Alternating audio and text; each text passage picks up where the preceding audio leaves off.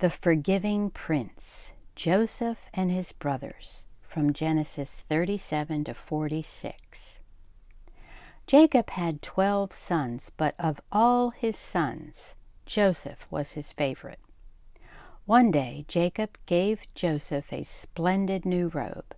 It was beautiful and rich with all the colors of the rainbow. But it made Joseph's brothers jealous. They wanted rich rainbow robes too. Then, to make matters worse, Joseph kept on having these special dreams. "I dreamed I was the greatest. I was king," Joseph told his brothers, "and you all bowed down to me." Now, I'm sure you know, even if Joseph didn't, that telling your brothers things like that isn't a very good idea. Joseph's brothers hated him even more. They wanted to kill Joseph and his dreams. And one day, that's exactly what they tried to do. They tore Joseph's rainbow robe off him and sold him to slave traders for 20 pieces of silver.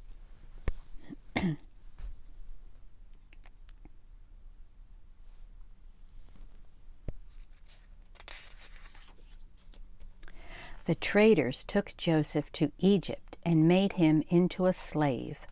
The brothers went home and lied to their father, telling him that Joseph was dead.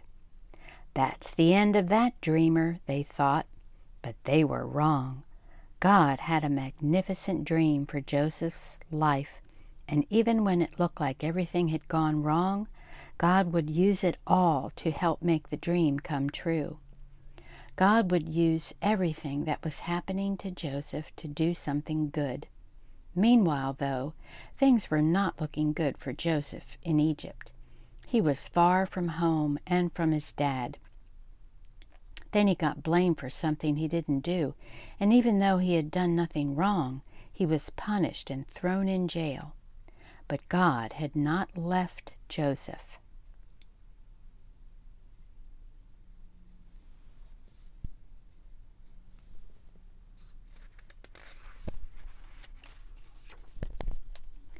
One night, Pharaoh, king of Egypt, had a scary dream about thin cows gobbling up fat cows. What on earth did it mean? He didn't know, but Joseph was a dream expert, so Pharaoh sent for him. "It means a famine is coming," Joseph explained. "There won't be enough food." Pharaoh was so pleased by Joseph's skill that he immediately took Joseph out of jail and made him a prince. Now back home, Joseph's brothers had run out of food and everyone was hungry. God's special family was in danger. If they didn't get food soon, they would starve to death. So Joseph's brothers traveled to Egypt to buy food. They came and knelt before the new prince. His brothers didn't know that the prince was Joseph, but Joseph knew who they were. Joseph's dream, the one about his brothers bowing down to him, was coming true. "It's me," Joseph cried. When they saw it was Joseph, his brothers were afraid. They had wronged Joseph. They had sinned, and they knew it. Now Joseph would certainly punish them. But Joseph looked at his brothers, and his eyes filled with tears. Even though his brothers had hurt him and hated him and wanted him dead in spite of everything, he couldn't stop loving them.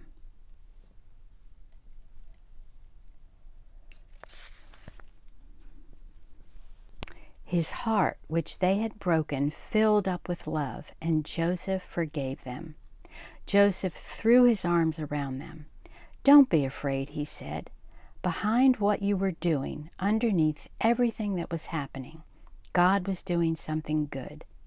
God was making everything right again."